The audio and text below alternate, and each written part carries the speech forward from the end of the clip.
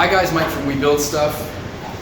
Today we're going to start on building a full-size arcade cabinet. I built this with mainly 3 tools. I used a circular saw, a drill, or different types of drills, and a jigsaw. You can do this entire thing with just these 3 tools, or you can do a couple extra ones a little bit quicker if you got a table saw. Enjoy. Basically, the first thing I did was I had to go shopping and buy stuff. Hardware like T-nuts, bolts, washers, lock nuts, etc. I think I ended up doing this with about 2.5 sheets of 3/4 inch MDF. Now, I'm just showing you a bunch of different tools that I've used, or that I'd like to window shop for, and you don't need to buy all this stuff.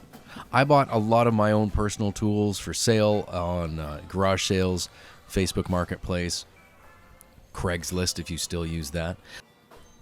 You're going to see a lot of these tools used throughout the video, and really you got to make your own choices of what you're going to purchase or rent or borrow depending on your situation.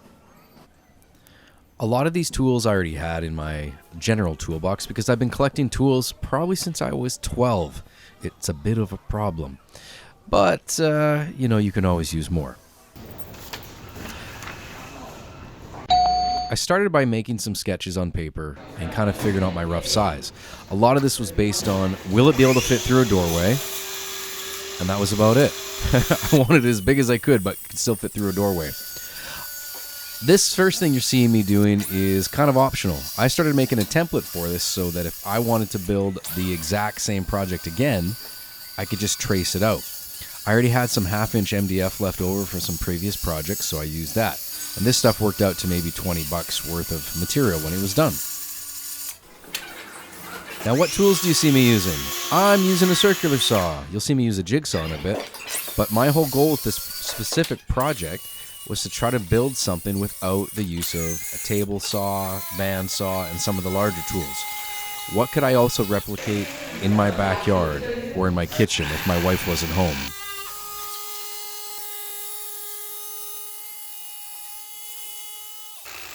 If you go slow enough, you can make extremely straight cuts with a jigsaw with minimal filing and sanding after.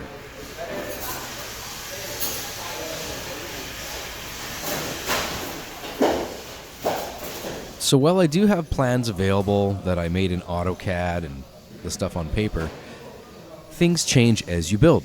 I always try to use those initial plans as guidelines for how to get started. I kept simple measurements, things like 3/4, basic fractions, and I probably mixed up metric and centimeters in there at some point because that's just the way my brain thinks. But really, you need to design based on your specific need. I added basically every line so I could plan out where are all my blocks going to go, what is every single piece going to be, and I can get it extremely close to its final size by taking my time and drawing it with a nice sharp pencil. Not everybody's going to like this design, and that's okay. Build it the way that you want to build it.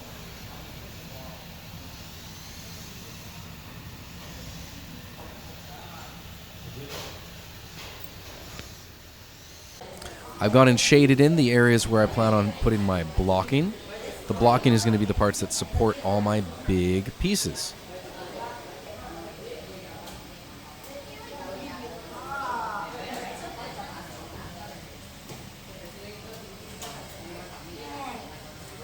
It also helps that I filmed this so that if I decide to build one again, I can just go back and watch my own video.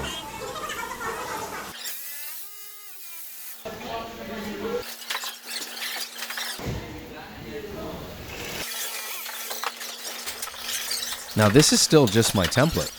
I haven't even started my actual pieces for the cabinet yet, but I want to make it as nice as I can. I think I still have this big piece of wood somewhere in the back of my shed.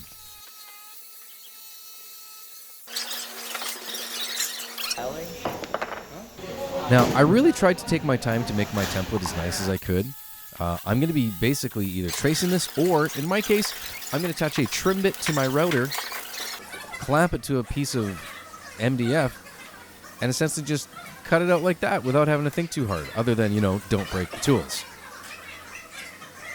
Now, in my head, to make my life easier, I was going to cut out every single one of those shaded pieces, make it exactly you know, 3/4 of an inch wide, route it out, make it perfect, so that I could just drop a router bit down into there and add that easily onto my pieces. Well, that didn't work out.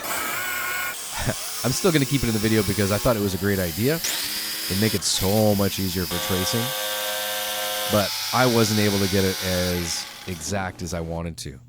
So today I made a full-size template for a stand-up arcade. The spots that you see that are cut out are so that I can use a router bit, drop it down, and essentially trace it onto a piece below. So this is just a template.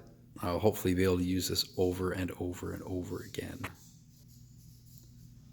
While I still have some sanding to do, these are roughly 3/4 of an inch wide. This is for transferring onto a 3/4 inch thick piece of MDF. And these sections that are cut out are going to be the support blocks for all the pieces that go together. This is going to increase the speed that I'm able to build these with, and hopefully the accuracy, because they will all be the same. Less guesswork.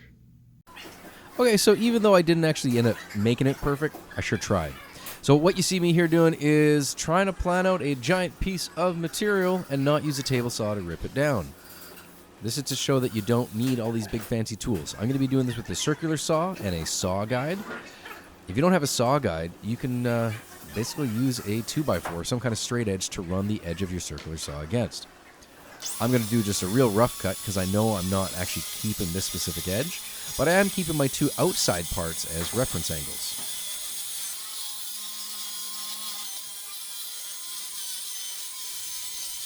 That being said, I think I cut pretty straight.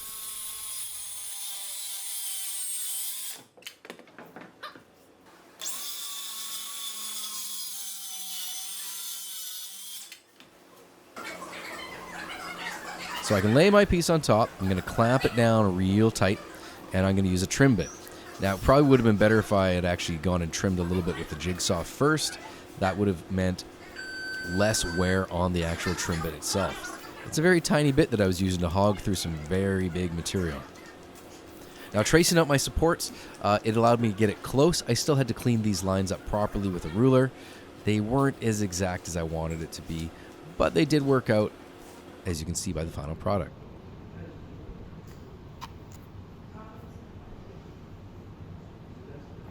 So there's a little bearing there just underneath the red part. That's going to run along my template and allow me to, essentially trace it. I really should have trimmed this a little bit smaller. You can hear the bit really struggling.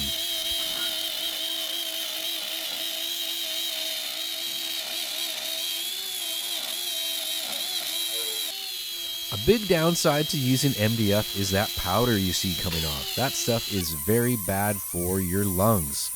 I'm wearing a mask, maybe 3, I can't remember. And probably a good set of ventilation would have helped. However, this area of the room, there was no ventilation. There was no fancy sucky machines to get all that off. And it really sucked having to vacuum out that carpet later. Now, if you don't have a router to do something like this, that's okay. Use a jigsaw and just go really, really slow. You can basically put your two pieces together so you cut them out the exact same at the same time, and then just sand them smooth.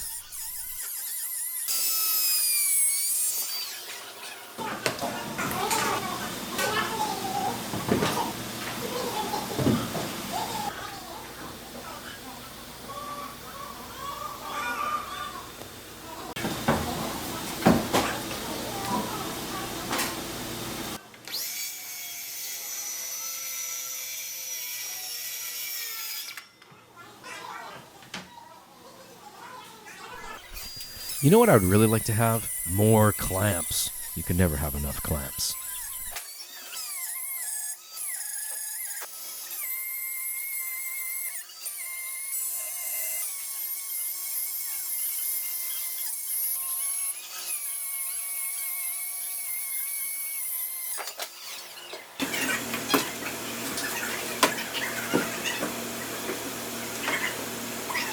So I just finished cutting these out. These outer shapes were done only with a router. and a trim bit. This thing struggled a little bit as we were trying to hog a lot of material out of that 3/4 inch MDF. There's only a couple little things I'm going to have to fill from when it slipped. I'm very happy with this so far.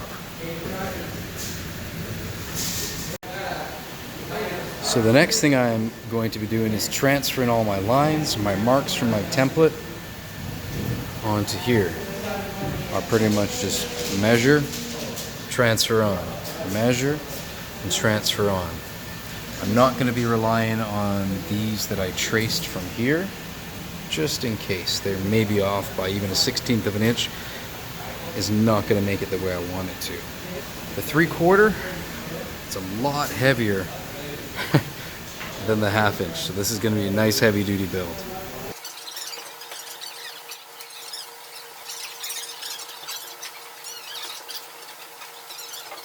This is how I know that tracing from my template was not quite as accurate.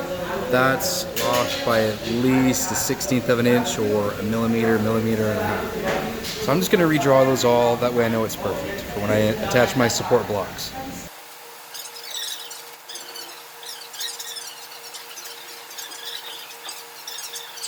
So I've transferred all my lines onto this first piece. I have made a few changes from my original template, and I'll just reflect those when I draw them onto my second one.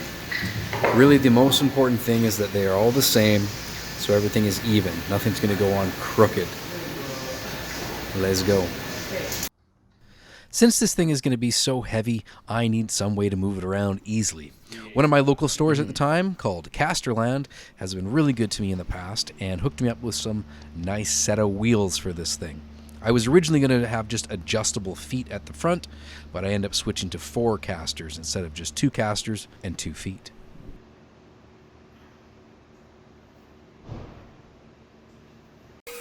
If I was doing large batches of these kind of projects, I'd have a template that I could just put on and trace, or, throw this onto a laser or something. However, I really enjoy doing this part of the process. I don't really play these cabinets that much. I actually just enjoy building them. And I just like to take my time, make things precise. I don't know, is that an OCD thing? Not sure.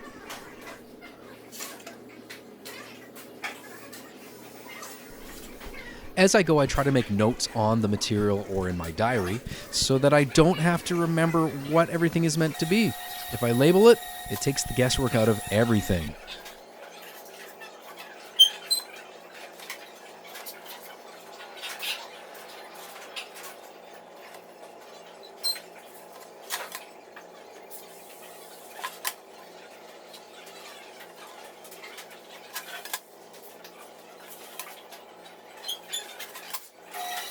This next part right here is me just planning out where the screen is going to go and the thin piece of clear plastic that is going to sit in front of it and the MDF that's going to be holding everything together.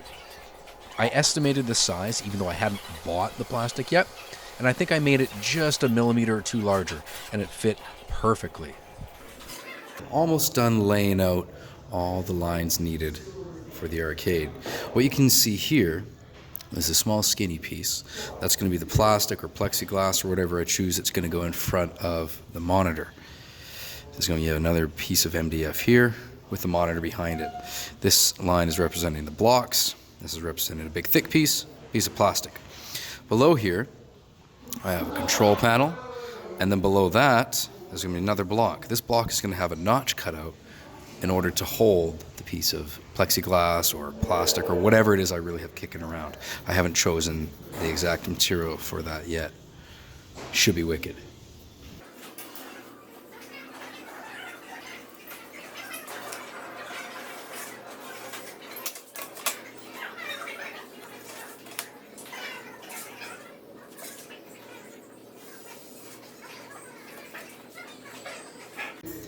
So in order to move this cabinet when it's all done, it's going to be probably over 200 pounds.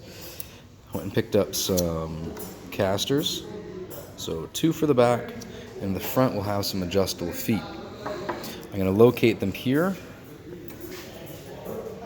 That's about 4.5 centimeters or 1 3/4 inches from the bottom. This will give it another 3/4, or in this case, I guess you'd call it about 2.5 inches travel here. The front will have adjustable feet, so you can level it depending on the room. I'm not sure if I'm going to be using these plugs or if I'm going to be using a T-nut sandwiched in between here yet. I'm going to see as we go throughout the build. Now it's time to cut out the rest of the cabinet pieces. These are all going to be either square or rectangular, and I'm going to do the entire thing with a circular saw instead of cheating and using a table saw. To get nice straight cuts, I'm going to use this lovely Craig AccuCut circular saw track guide. If you don't have a fancy guide like this, don't worry. You can pretty much just strap down a 2x4, clamp down a 2x4 instead, and run your saw against it so it gets nice and straight. Just cut slowly.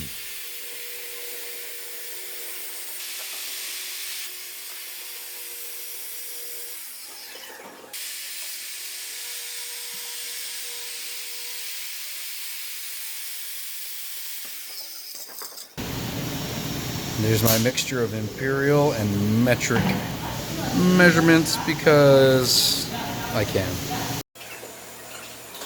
I make all my main panel pieces to be 81 centimeters wide, or about 32 inches, and I continue to use the circular saw with the track guide to get decently straight cuts. Again, I would love to be using a table saw for this, however, I wanted to show that you can actually get this done with other tools at your disposal.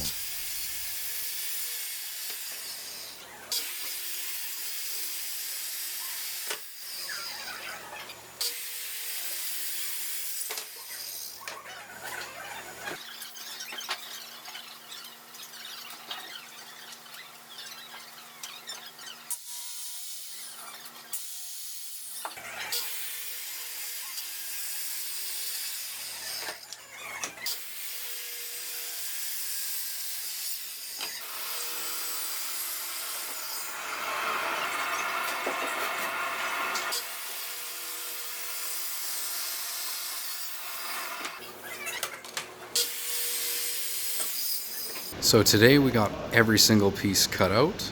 All the measurements were finished. So instead of going right for my original plans, I've just measured based on what I've created here.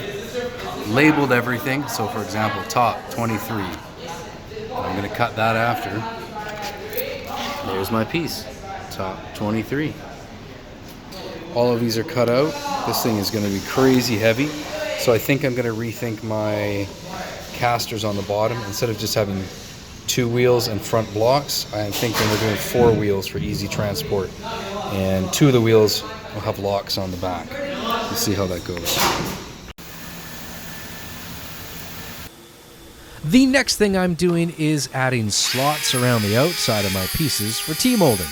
I'm using this scrap piece, a little bit extra, to try and make sure my bit is perfectly centered before I actually go to my final pieces. Do a small adjustment here and there, measure it, make sure it works good. The T-molding slot cutter runs on a bearing, so it just goes close to your piece. And those 3 little cutters dig deep. Still gotta go nice and slow though.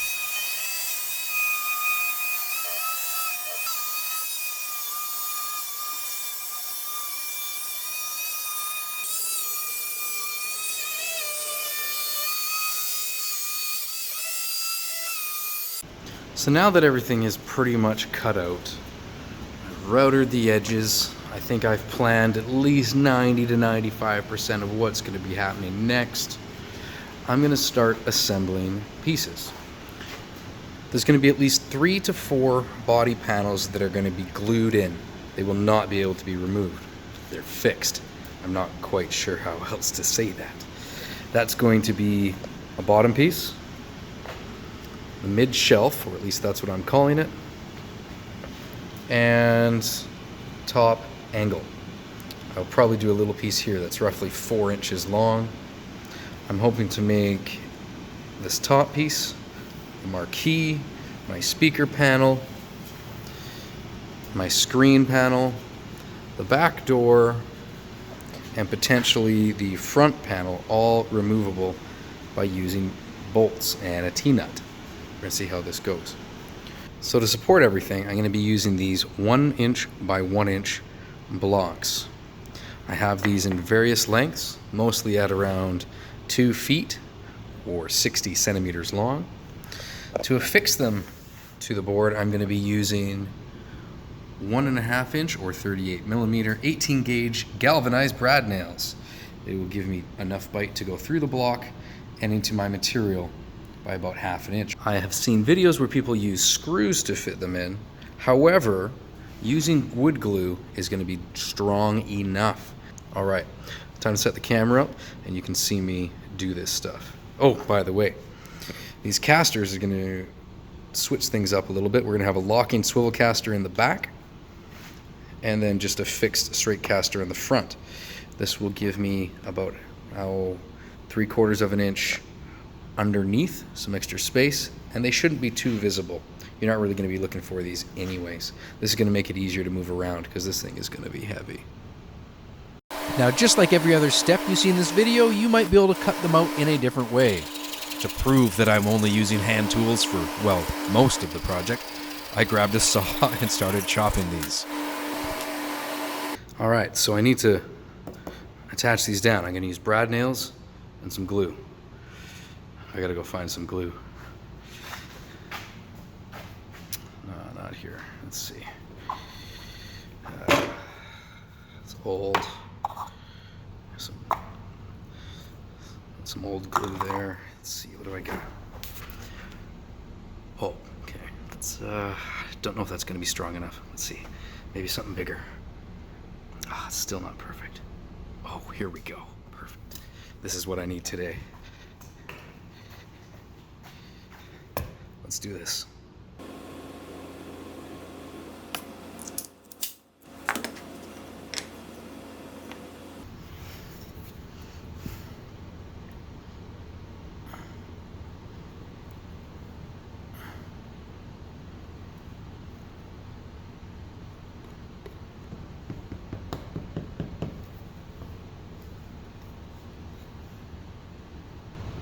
Most important steps is getting everything as lined up straight as you can.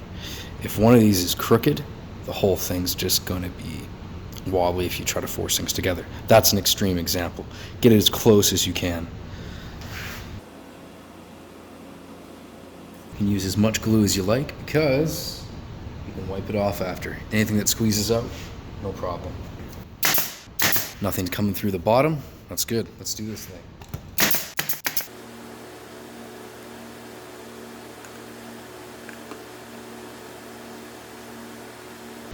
This piece is just for a little bit extra support since this is going to be holding a lot of weight.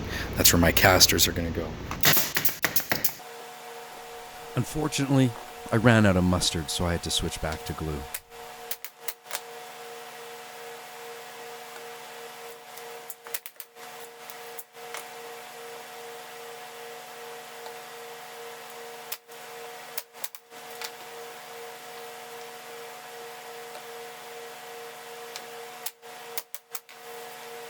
So the process shown here is pretty much the same for every single one of those blocks. Add some glue, add some nails.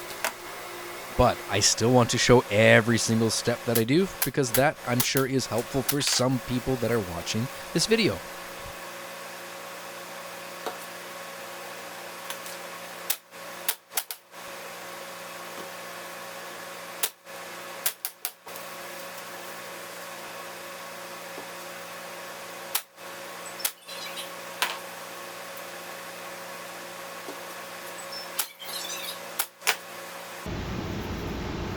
So this slot, that's here for when I drop my plastic or my screen protector in. We'll see if it works, and if not, nobody's going to see it anyway, so I'm just going to keep on gluing.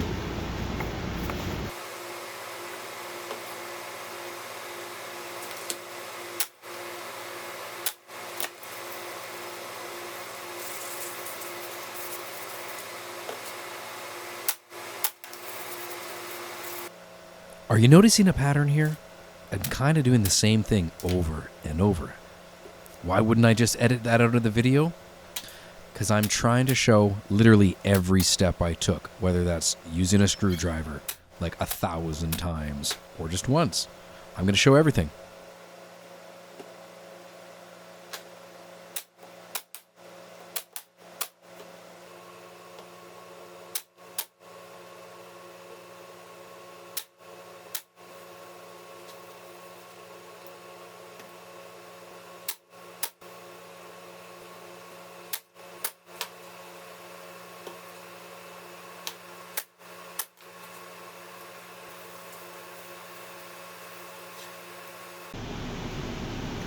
So now that I have pretty much all my blocks in, minus the screen and my marquee blocks, it's time to start attaching my permanent support pieces. Now for a lot of these little cuts that I have, it's mostly just straight pieces, but some are going to require an angle cut. This is not required when building your own arcade cabinet. I've done my best throughout this entire project to only use hand power tools. Things like a jigsaw, a skill saw, drills, stuff like that. But I'm going to cheat. I'm going to do one cut or two on my table saw. This is not required when building an arcade cabinet, especially when these are areas that nobody can see. But for me, I've got one angle here. It's my top angle piece where I kind of want to do an angle just to make it look really nice. One thing I might do is actually cut my angles a little bit more. So if it's 15 degrees, I'll cut it at 20 just to keep my fit, because from the outside, you're not going to see a thing. This will allow me to figure out exactly what it is for future projects. I unfortunately shouldn't have put my blocks in yet. I should have done my measuring. But this seems to be about 15 degrees, so I'm going to cut it around 20. Now you can also do this on a circular saw or skill saw. You can just change the angle on it, put a straight edge against, and still do your cut. But I was running out of time for this project, and I just wanted to get a couple of these things done before I went home for the night.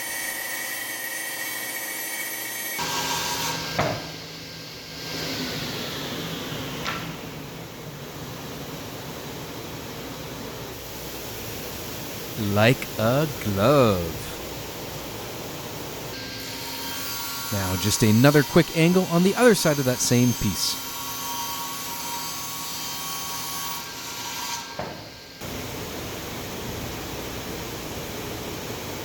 So now that I have all of that done, it's time to start attaching these solid pieces. And it's just dawned on me just how big this thing is going to be. I'm going to need some help moving this off the table later, but I'm going to do the most I can here before I attach the top piece.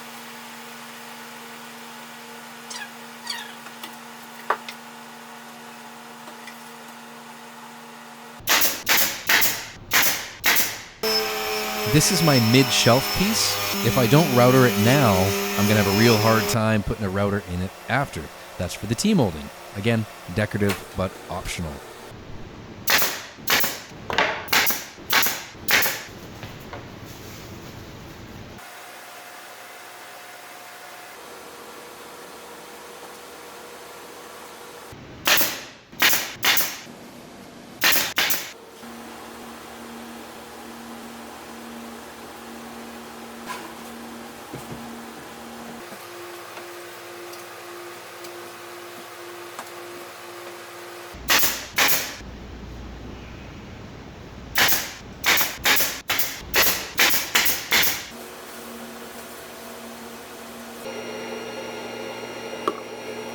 Now this little piece is going to be for the casters. This is going to just give it a little bit more strength.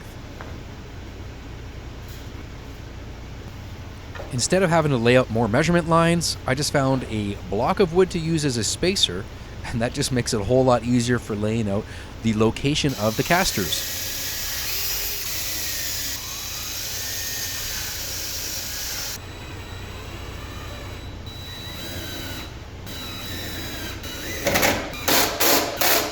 Now the rear swivel, instead of it being right up here, it's kind of useless if it can't quite do all of those turns. So I'm going to be dropping it down enough for at least that much, I think. I don't think it's going to need to be able to do full corners. And this way it doesn't get stuck there either. So I'm going to draw that in right about there.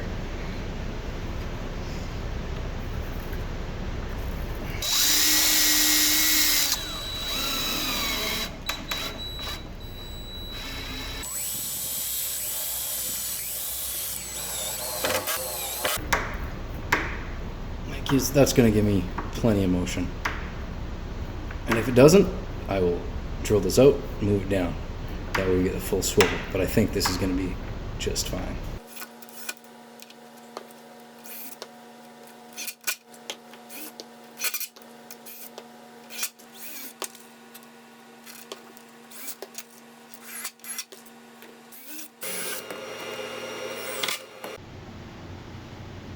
So this is exciting.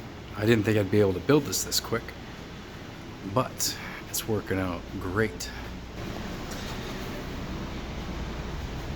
These wooden blocks here, I've got 4, that's just some scrap MDF, and that, It's just to give a little extra bite to the screws that are holding the casters in place. I'm going to start assembling other pieces, all the other panels. We'll go from there. Now, all my cuts were based on my perfect AutoCAD plans. Sometimes you have to trim stuff to make it fit.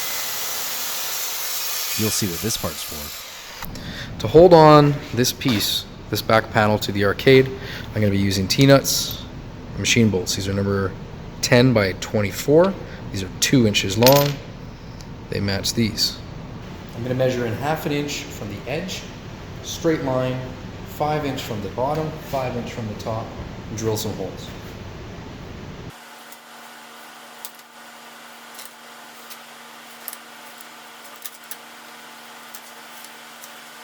I'm going to be using 2 different sizes of drill bits. So the smaller drill bit is meant for the bolt, that's just a through hole. And the other drill bit is going to be used for the T-nut, as this outer part here is slightly larger diameter than the bolt itself. It'll make sense when I do it.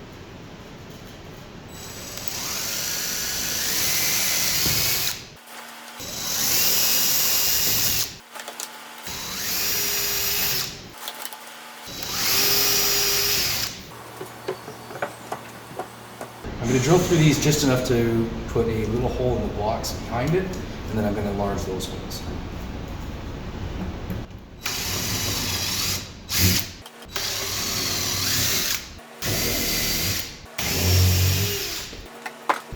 I'm going to use my larger drill bit for here,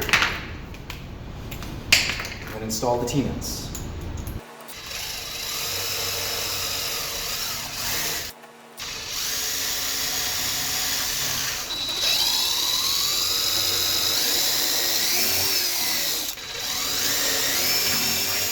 So next, the T-nut is going to go on the back of it.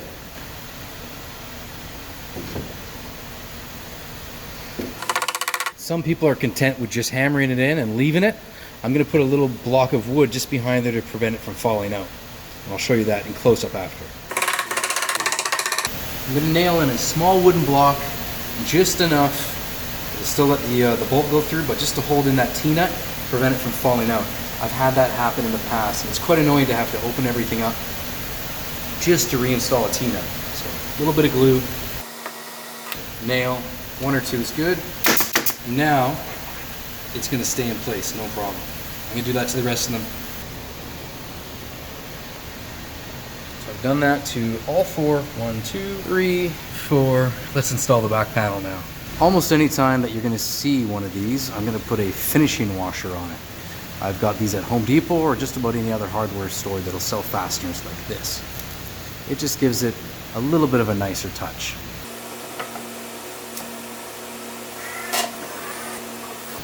So there's the back piece on. Don't those look nice? Oh yeah.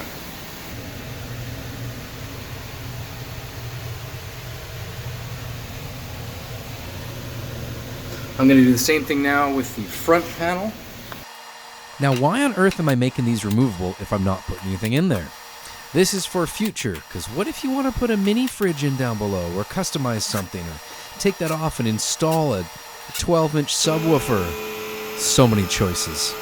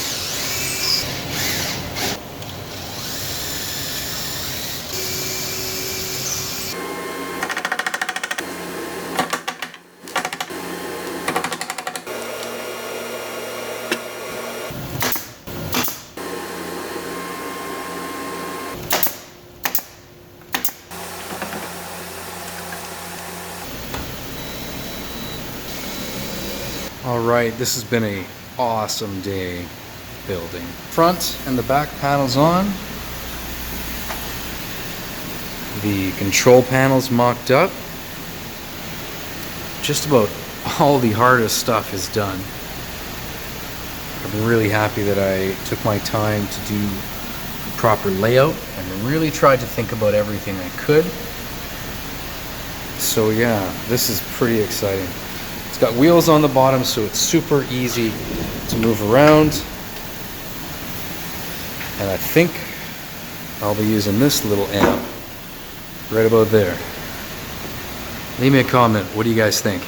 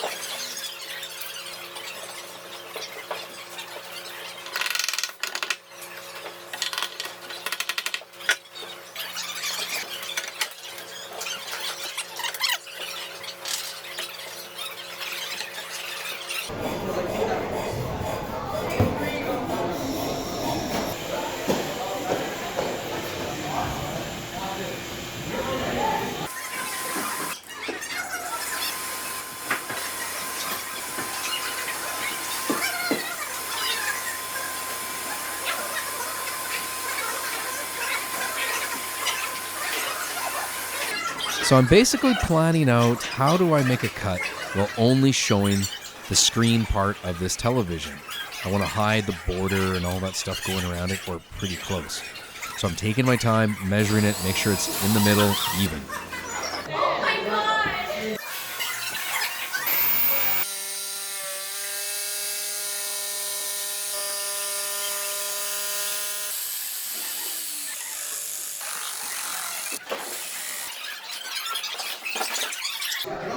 Using this cool chamfer bit is going to give me a nice angle on the inside. I could have just left it straight, but this does make it look a little cooler. Unfortunately, I screwed up on a couple of my cuts. You can see it right there. So that just needs some wood filler, and when I paint over it, it'll hide everything.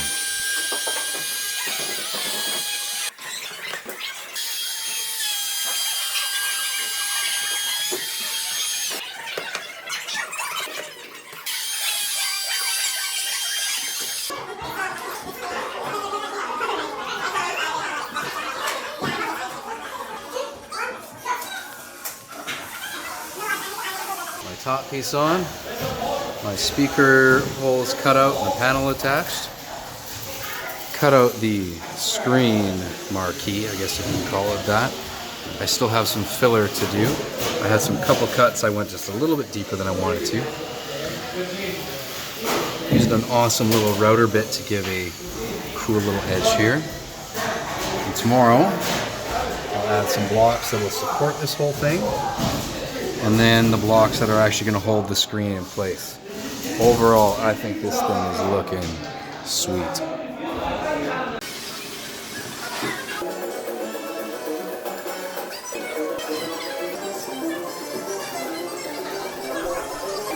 Now, I started doing this method for attaching monitors a few years back, and I've kind of just stuck with it. Changed it up for each screen, because every screen has a different shape on the back. But overall, I find this works out pretty good. I take a couple more pieces, just like the blocks I use for support on the inside, figure out my measurements for where they're going to go, and where they're going to attach to the TV. Lay it out, glue them in, maybe add another T-nut. The T-nuts are going to allow for some removable clamps that I custom make based on the size of the TV. You'll see that in later detail as we go.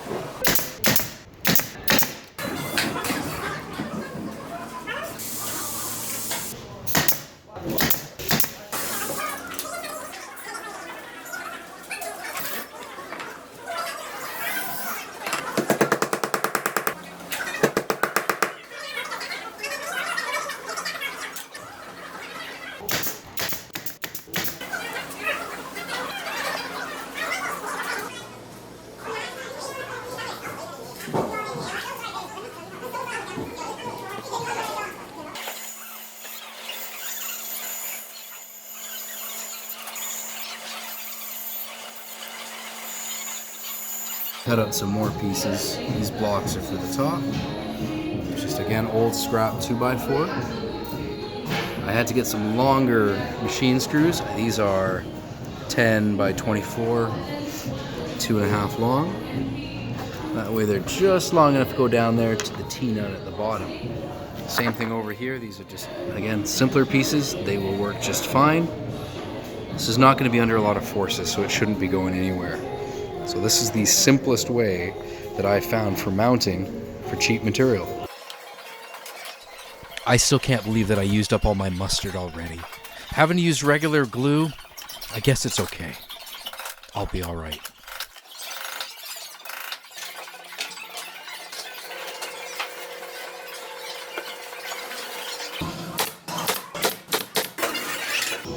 And I'm leaving a small space here for the plexiglass. That's going to be going in front of all this.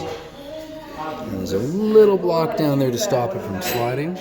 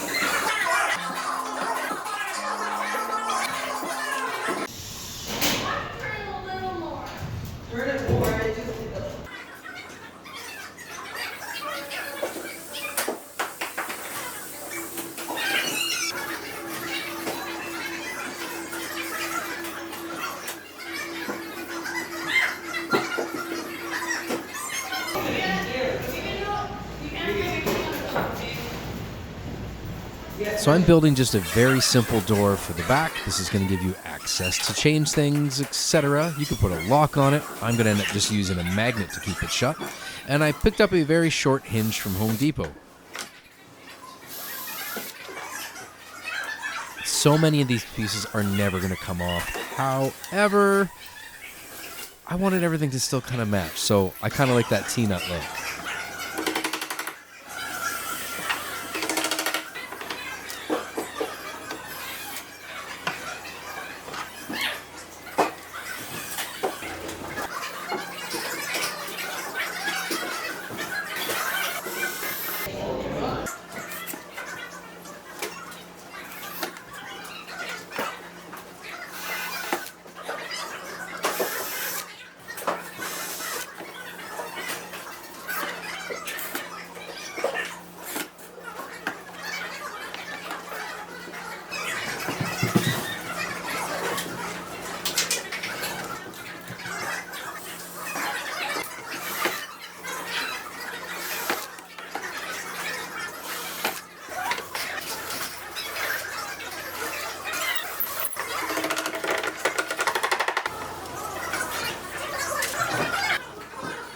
What I should have done was put a small shim under the door so that it doesn't rub when closed.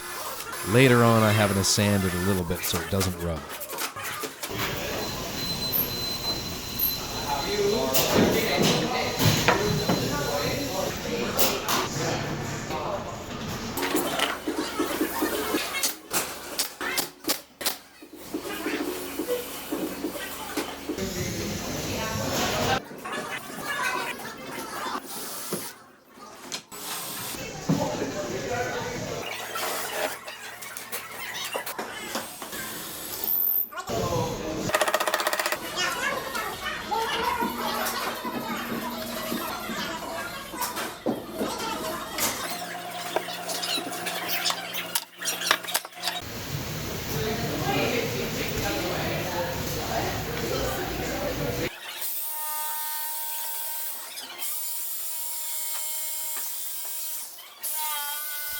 This is totally one of those special jigsaws that makes fun sounds, you know?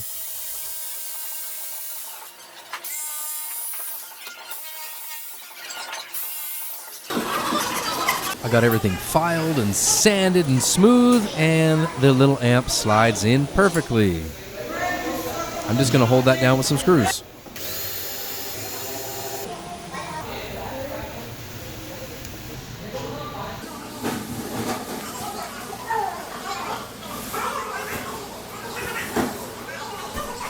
So now that the whole thing is pretty much built, I went to go get some paint. I ended up using interior eggshell style paint because I kind of like the texture of it on the outside of the arcade cabinet. Instead of that smooth, perfect look, I like the little bumpies. It reflects light and looks really nice. Give everything a really quick sand to make it smoother, and then fill up all the little scratches and mistakes that the paint won't hide. All right, time to prime it all so the good paint sticks to it.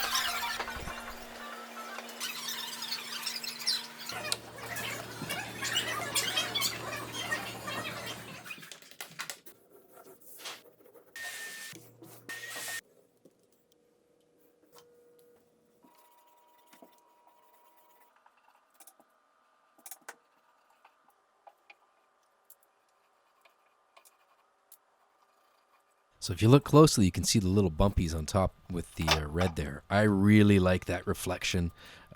It's a cool little texture. Personal preference. Paint it the way you want to. A lot of people just do a basic base coat or none at all and put a giant sticker or some kind of vinyl artwork attached to it. Not for me on this one, though. So today, priming's done. First coat of paint on the arcade in all the important spots. There's no need to paint the inside. That's a waste of paint. The other parts have been painted as well. They are currently drying. Color scheme is black and red.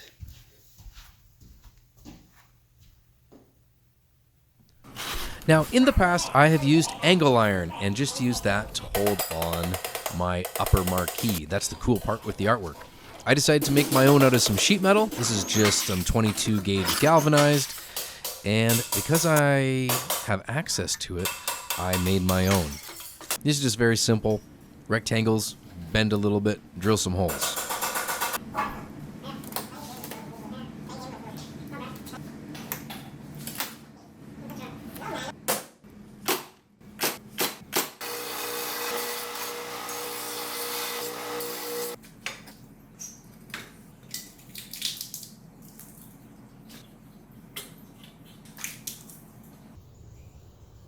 So just like everything else in this project, I am customizing every single piece. That's kind of a curse, but it's so much fun to make these. Paint time.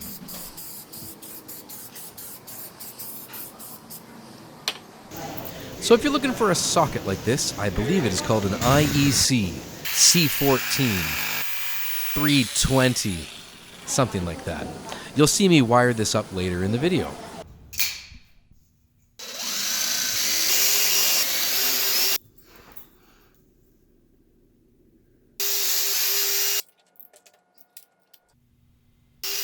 I find if it doesn't fit, I just drill it or hit it with a hammer.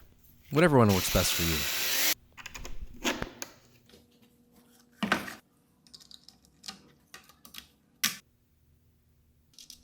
Now, while I'm not sure of the exact same speaker setup, I pretty much just looked up for speakers with a grill that was about the size I was looking for. Something between a 4 and a 5 inch is going to have plenty of power for those, really high tech, fancy, retro 8-bit audio sounds.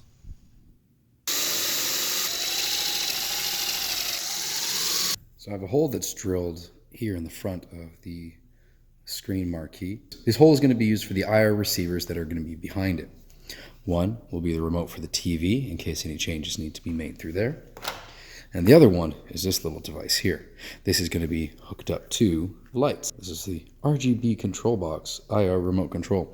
And there's a little IR receiver that's going to be hidden underneath there. Also has a remote here. So this piece goes on top of the control panel. It's going to make it just look a little bit cooler and shiny since I'm not adding decals and stuff to it. This one's just going to be red with the buttons. As you can see here, I've kind of laid it out in Photoshop. That was fun.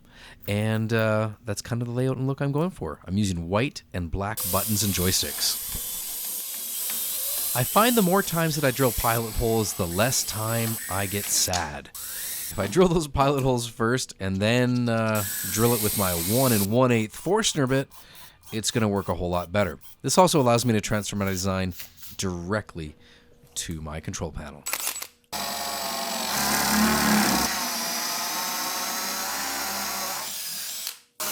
Now a drill press would be way faster. However, I said I was going to do my best to do this project with mostly hand tools or power hand tools.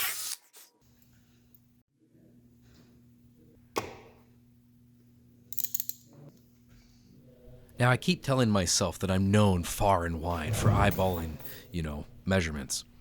Well, that's kind of just what I do here. I get it as straight as I can. There's going to be a little cover that covers the main hole out of the joystick, but I'm still going to measure it mostly and get it lined up. This is going to be held on with 4 bolts and nylock nuts.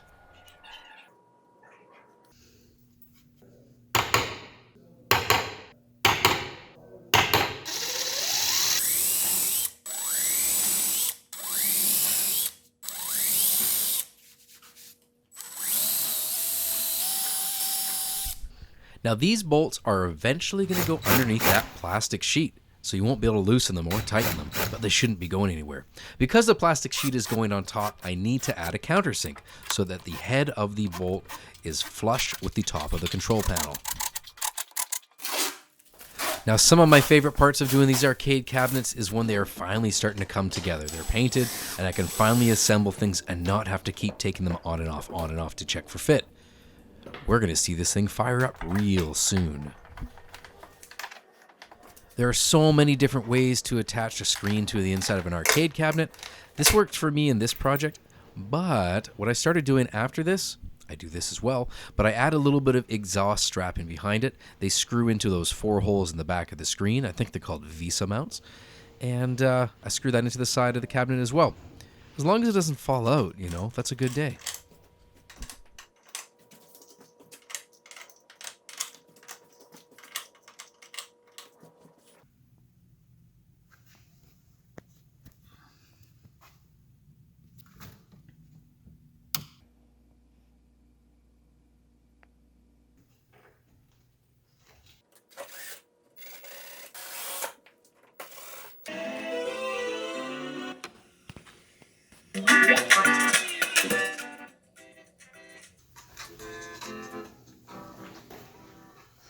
So this is all nice and wired up.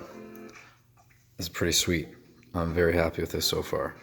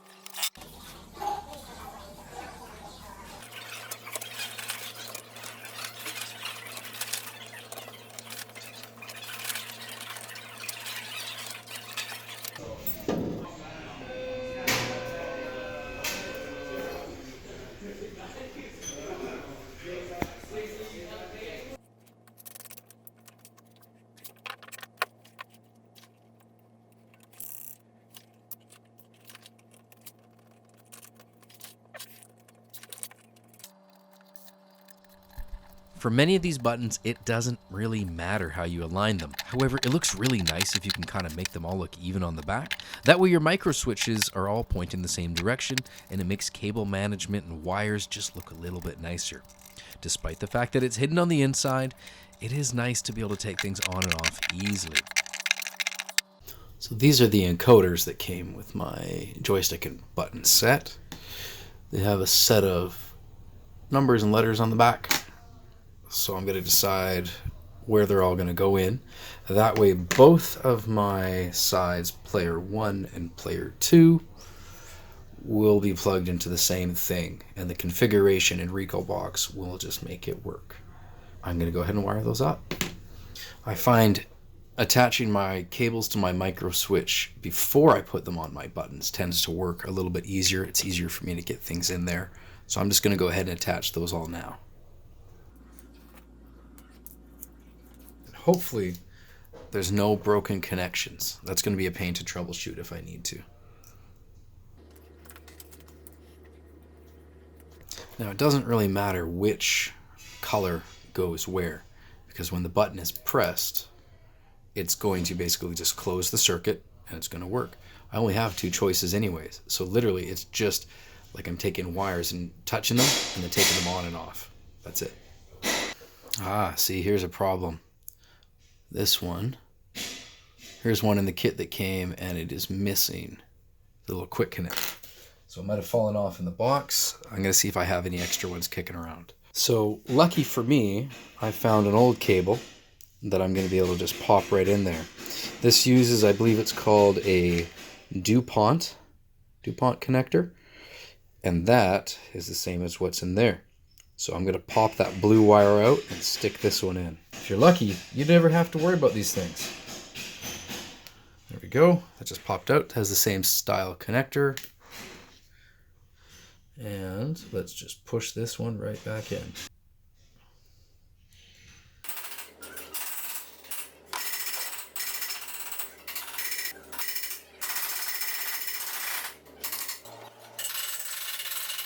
All right, so that didn't all work out, but this one did. So I've just snipped it, attached those.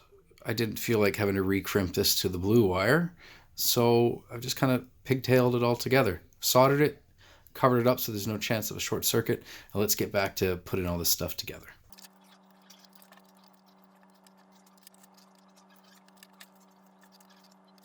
So I just realized that I had a bunch of extras. I didn't actually need to do that, but that's okay. Live and learn. Let's keep on going.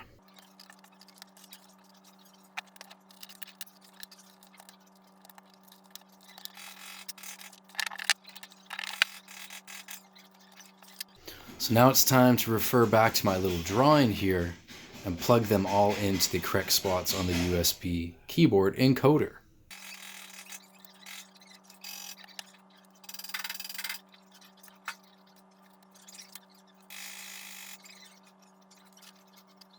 I'm just going to screw it right on there. So I'll drill a little pilot hole and screw it on.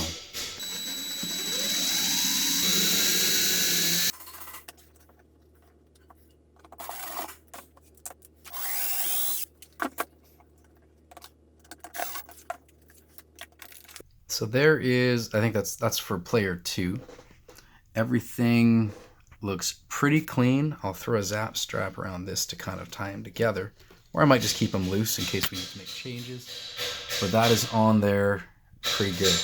When I test it all, I'll be able to see if there's any dead micro switches or anything. And I've got extra micro switches if needed. Great thing about this, everything can be taken apart and changed if needed, whether it's for upgrades or not. Now, sometimes it's good to have extra micro switches.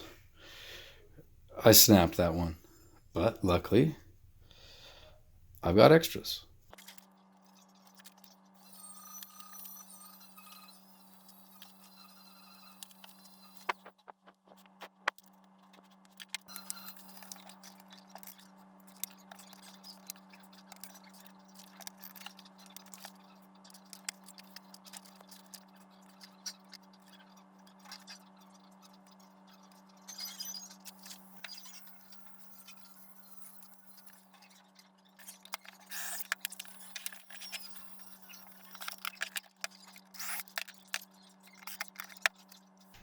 Alright, so player 1 is now wired up. The USB encoder is attached there. Buttons and everything are on the front. We're almost ready to go install this and go do some testing. Actually pretty clean, much cleaner than some of my other builds. Next thing to add is the top of the joysticks, little covers here.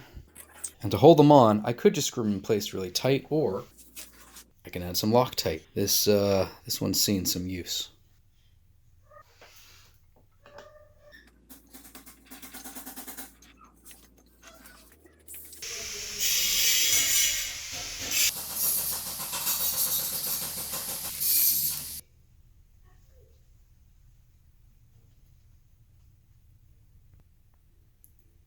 With the plastic over top, this looks so cool. I really like the clean look of it. Now what you could do, if you wanted to, you could have added artwork and then put the plastic on top. But I really just like this color scheme, so we're going to stick with this. Now, I don't show how to wire everything else because you might have different hardware than me, whether you're using a Raspberry Pi, an Odroid, or even a small computer inside there. There are so many different types of front ends for these arcade machines. I've been using Recalbox for years since I started out. I like it because it's simple and I don't have to do a whole lot of programming. If you want to do programming and really customize things, yes, there are many different front ends, choices, RetroPie, and other stuff like that. I wish I could give credit to them all, but it is super easy to find the resources. I taught myself all this just by watching other YouTube videos and reading forums. If I came across the part where I was stuck, I would just Google it and look it up. Setting the controllers is pretty easy as long as they are responding. If they're not responding, that means you might have a dead wire, dead micro switch, or something else on the inside that might require further attention. Now that I can confirm that my buttons are actually doing something, I finally get to test this with something more than just an Xbox controller or a keyboard.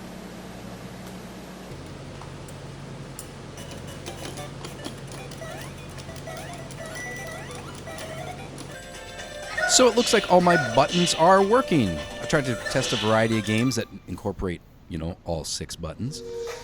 But we ain't done yet.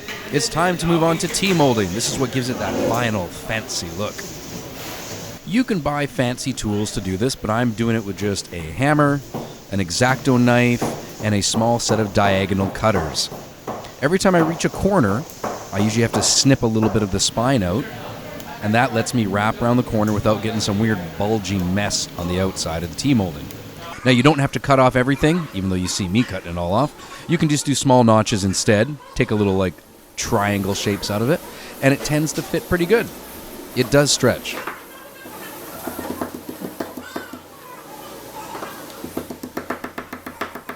So while I've never tested it, I'm sure that this system can run Woody Woodpecker as well for the Game Boy Color.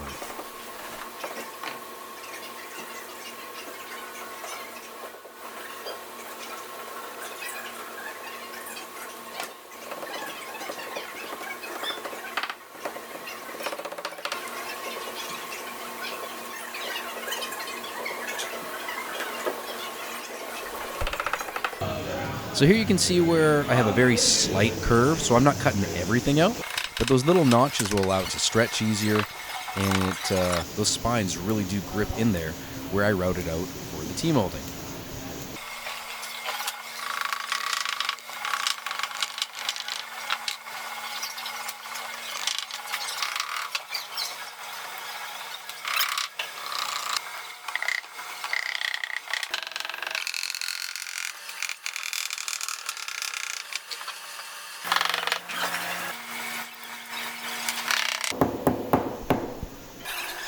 Now, I was originally going to put backlighting on this arcade, but I found that those strips behind it just didn't look cool. So we only did the LED panel behind the upper marquee.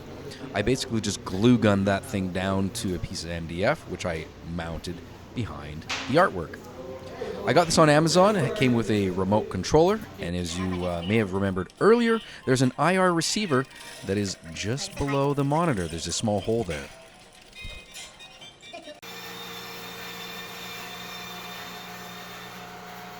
So is the arcade done? No, not yet. I still have more things I want to do.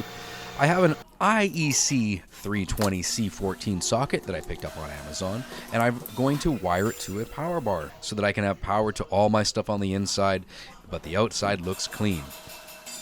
I'm using insulated quick connectors to prevent any sort of metal touching something that it's not supposed to and causing a short circuit, and these just snap onto the back of the power socket. Now that's my 3 for the power. I have a little LED switch on the front, and I want that to light up. So I need to run these little mini jumpers in a certain order to make that happen.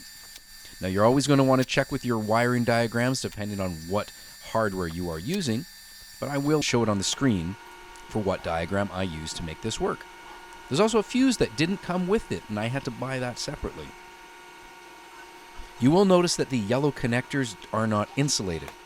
I did end up switching those out and putting in proper insulated ones, but this is all I had on hand to fit those specific little connectors. Temporarily, I wrapped some electrical tape around it just to make sure they don't touch. So here you see the fuse, it just pops in, and there's also room to put a spare one, but I don't think you're going to need it if you wire everything correctly. Now it's time for a little test. Will it work? Of course it will. Now, be aware, don't plug in stupid things into stupid places.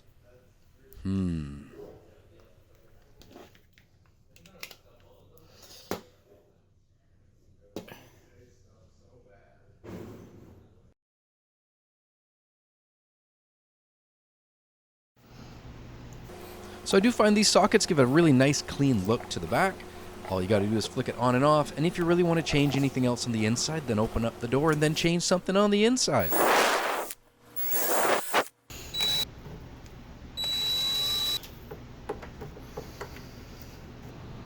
Now, if you're worried about things getting a little spicy on the inside with all those electronics, you should set up some sort of fan system or at least drill a hole in the back to let air flow. I'm going to mount these in such a way that one is going to suck air in and one is going to push it out as an exhaust. That, in my mind, should allow it to circulate. Now, you could probably figure out a better place to mount these. Maybe put one up top, one at the bottom. I just put them side by side because it looked clean, and I think it's going to be okay.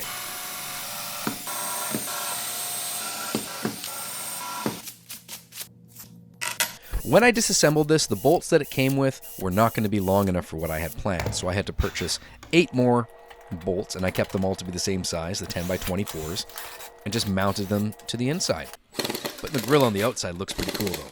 These nylock nuts so nothing comes loose. Now, I have never been a master of cable management, especially if you can't see it. That's just my personality, but I did try to make my thing look kind of clean. So busy today. Got most of the cable management figured out. There's a lot of cables, so there's a lot to manage. But the big thing was tying them down so that they kind of stay in place. That's just the intake and exhaust fan, powered by USB, which is just plugged right into the television. I got this mounted here, lots of space for extra, but I have an expansion here because of these large ones here. I'm really excited to get this thing going. It's almost finished. Tomorrow I will be adding the additional T-molding to there and the artwork up front on the marquee.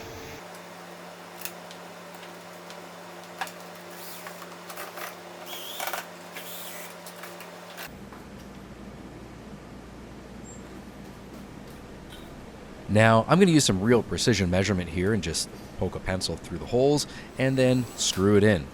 These parts probably will not come on and off too often, so I'm not bothering to use bolts or T-nuts. I'm just using some short screws.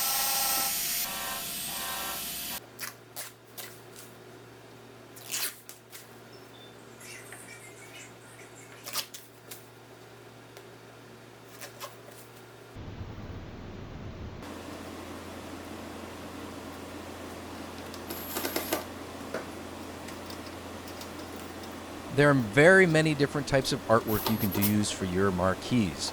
I based mine on what the sponsor of this video wanted, the person who was funding this project. They wanted an arcade theme with a little bit of Mickey Mouse on it.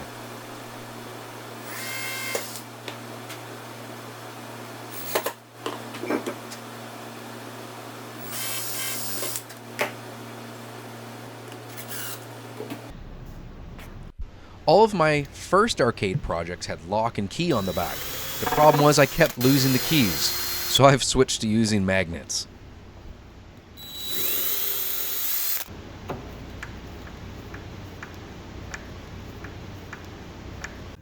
So one of the next steps I'm going to be doing is adding an external power switch to the Odroid XU4, just in case maybe it needs to be hard reset or rebooted, or maybe it's just not turning on and you don't want to open the back of the panel a whole bunch of times to do that. So the easiest way is we're going to take these wires and I'm plugging them into pin number 1 and then pin number 12. You can see a picture here of what that does. So pin number 1, looks like you're getting this, and pin number 12, PWRON, I'm assuming that means power on. So when I take these two, I'm just testing it with some basic cables. If I bring those two together, it's going to turn it off. If I click them together again, it'll turn on. So I'm going to wire in another arcade button and mount that near the panel. Those are in pins number 1 and 12, and it doesn't matter which wire is in which. This is going to an extension here that I have stuck onto a micro switch so that when I click the button, it should turn on. Now it's not plugged in. I'm not going to do that until I install it. And I have a very small hole over there, well, a 1 1/8 hole to be exact, so that on the front of the machine, if you ever need to turn it on, you can't see it, but if you look underneath, there'll be a little button you can press for the Odroid, for power down to power off. So if you look really carefully, you can now see that that micro switch is back there. So let's plug this thing in. Make sure these are away from the fan. Now it's probably just going to power on its initial time. Probably boot up. But now by using the button, I should have complete control over when that happens. So let's just wait for this to boot up. So that came on. Let's press that button. Let's see what happens. So it looks like, there we go, it shut down. So let's test it again. Press the button. Give it a moment. Let's see if it sends a signal there. There we go. So now we have basically it's a momentary switch, just the same as any of the arcade buttons, plugged into pins number 1. So it goes at the top, 1, 2, 3, 4, 5, 6, 7, 8, 9, 10, 11, 12, which is right there. All right, done. The final request by the person funding this project was some Mickey Mouse style artwork. So I ordered these big stick-on stickers from Amazon. This is probably the kind of thing you'd put into a kid's room on the wall or something. And it worked out almost right, maybe the first or second time around. Wow, wasn't that magical? I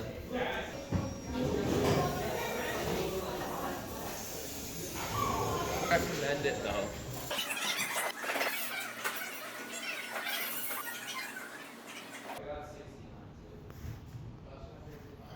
So the full-size arcade is finally finished.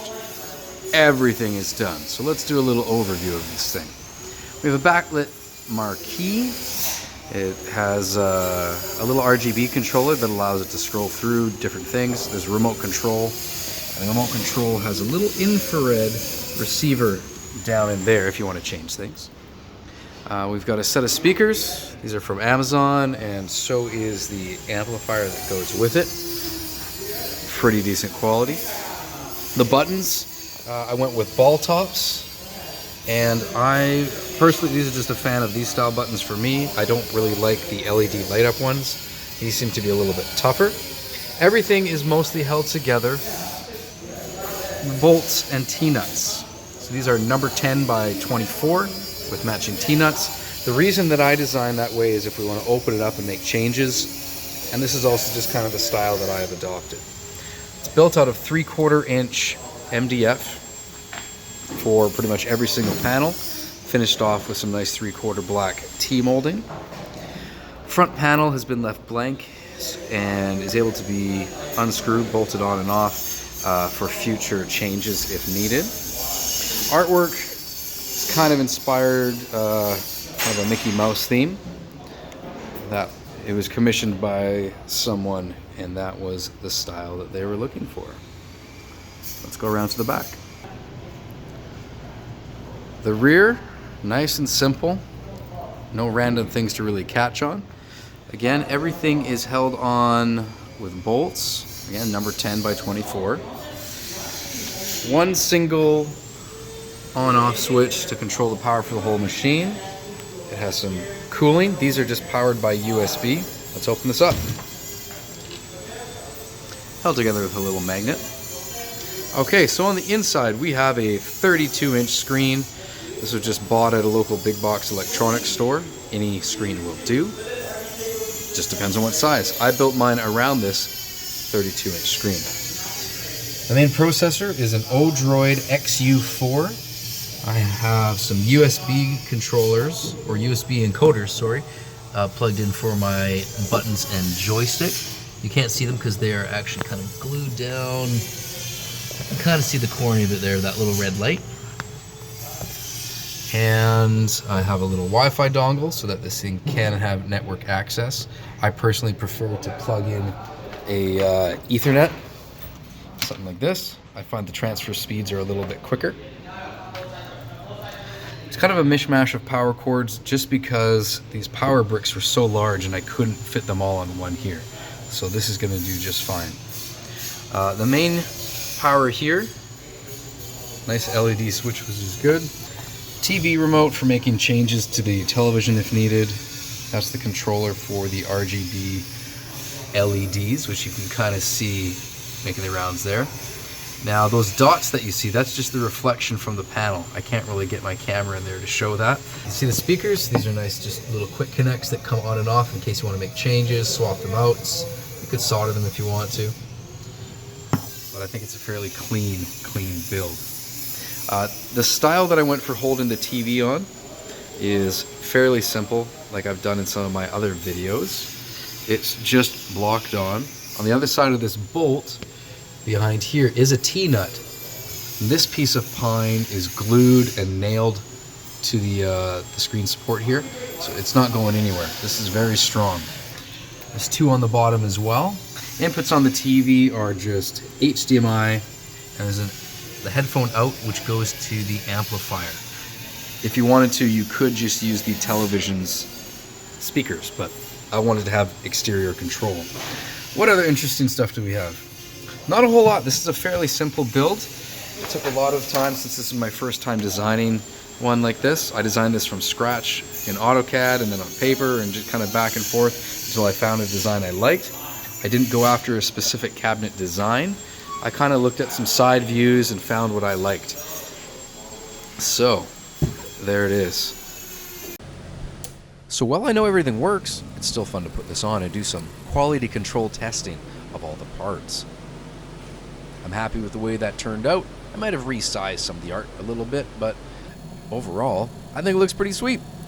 I love the fact that you can program the LEDs to change colors and pulse and all that stuff, even subtly. But I still want to make sure that everything works 100% before we pass this off to its new owner. Come on, already.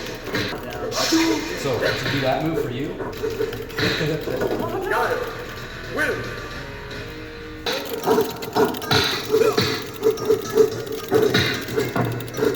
Hands of an artist. I should have moisturized.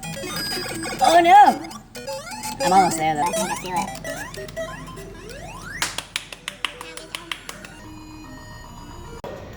it. James Bond.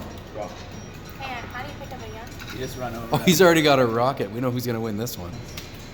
Oh no!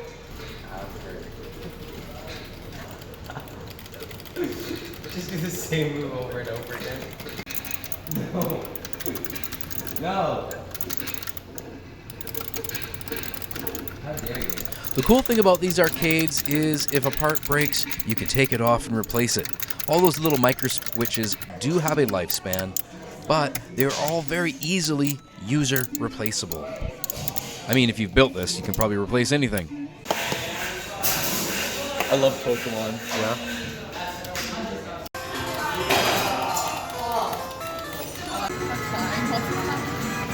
I think. How do I use it?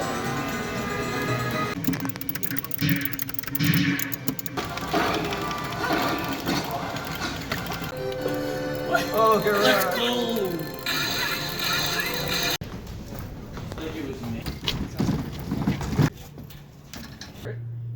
Bye-bye. There we go. So you made it through that entire series. Thank you so much for those of you who watched the whole thing. I really hope that it was helpful. And, you know, leave a like, subscribe, ask questions, leave comments, try to help other people. That's what my channel is really all about, is hopefully inspiring others to just build stuff. Anyways, thank you so much. I originally built that arcade back in 2018, and I kind of just got to edit in it now. So about a 4 to 5 year difference. That's all it. Have a great day, everybody. Bye.